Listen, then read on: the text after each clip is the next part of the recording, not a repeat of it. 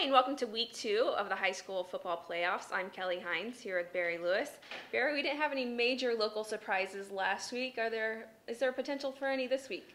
Yes, I think there are several matchups involving local teams where you could see an upset. In 6A, Owasso plays at top-ranked Midwest City, and although Midwest City you would think would be a big favorite because they are the top-ranked team, the only undefeated team in 6A in Oklahoma, I think Owasso's got a real good shot at an upset. They survived Donovan Roberts and Norman last week in a shootout. Owasso got to the semifinals last year. They have proven in the past that they can go out west and win a big quarterfinal playoff game.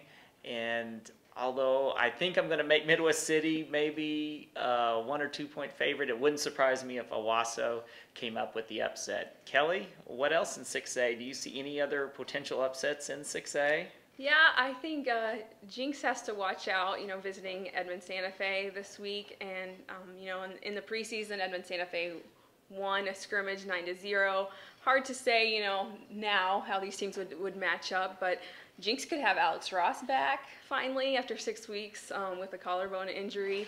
We'll know later in the week probably whether that's going to happen. But last week they kind of rolled over Stillwater with Trayvon Burree, and so even if Alex Ross is back, you have to think Burree is going to have a big role in that one. So I think that Jinx, I think they can win that game. It's definitely a winnable game, but that's scary to go on the road in the second round. And it has been an amazing season for Santa Fe, turning it around from 1-9 last year to 10-1 this year. And Santa Fe will have a lot of confidence because of that scrimmage win over Jenks, which was ironically the start of Alex Ross's injury problems this year. He gains 28 yards on the first play from scrimmage, and then he gets knocked out in the next play with an ankle injury. He's been plagued by injuries ever since, but perhaps he will return this week.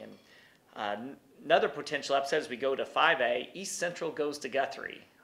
A lot of times in 5A recently, it seems like the state championship really has been won in the quarterfinals, and that could be that type of game. East Central, preseason #1.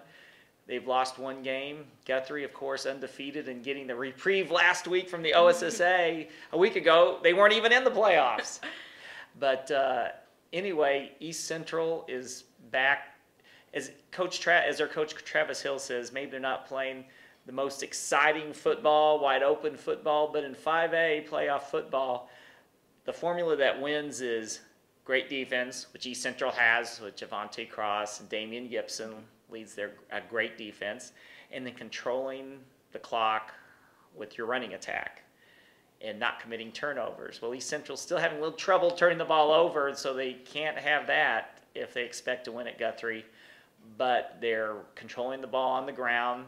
Malachi Neal, Marquise Brown doing a great job running the ball, hitting a few big passes, great defense. So they've definitely got a shot at an upset at Guthrie, which has just been, of course, very impressive all season long. And in 4A, Glenpool at Catoosa is the big game locally.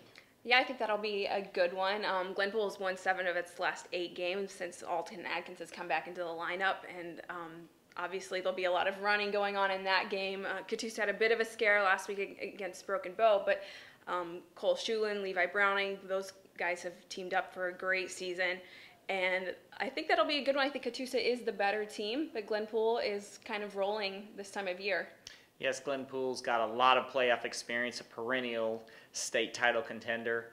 And Catoosa, this is a little bit of a new situation for Catoosa being the favorite going into the playoffs. Last year they were the underdog, and this year they're the favorite. And it's a little bit of a different deal when the pressure, I think, is more on Catoosa than it is on Glenpool. So we'll see how Catoosa responds to the pressure. They've responded well every time they've faced a big challenge this year. And, of course, they had playoff success last year as an underdog getting to the semifinals. In 3A, there are several very interesting matchups this week. A potential upset could be at Metro Christian, where Stigler visits the Patriots. Metro Christian is ranked 3rd in 3A. They're undefeated, having a great season, obviously, a semifinalist from last year. Quarterback Andrew Heron ranks #1 in our all-world rankings, having a tremendous year, had a great first-round playoff game. But Stigler is a team that can be a surprise. They could pose some problems for Metro Christian. Stigler's 10-1, got a very good ground game they can pass. They've got defense. And so if Metro Christian is not hitting on all cylinders, Stigler is a team capable of an upset. Another good matchup in 3A, and it wouldn't be an upset regardless of who won, would be Berry Hill at Beggs. That's a toss-up game. Two teams very similar, very tough defenses. Both teams have a balanced attack. Of course, Beggs is led by quarterback Ramsey Hamilton, one of the state's top quarterbacking prospects. And Berry Hill, their only loss is to Cassia Hall. And they played well against Cassia Hall. So to me, that's a toss-up game. No upset pick there. No, I think Berry Hill's one of the most surprising teams from our area. I don't think any of us expected to do as well as they have been. And I could see Berry Hill winning that game, especially after beating Tahlequah last week. I think that one is going to be a close one. Yeah, I think Beggs, I might have to rate them a slight favorite, but again, it's a toss-up game. And Kelly, any parting shots or final thoughts as we head into week 2 of the playoffs? Well, I think we learned last week it's not over until there are 0 seconds left on the clock. Not a lot of close games, but the most interesting close game I think was Woodward beating Oklahoma City Douglas, reigning 4A champion, and that one looked like Douglas had it in the bag. 36 seconds left. Driving, and then a fumble on the 1-yard line.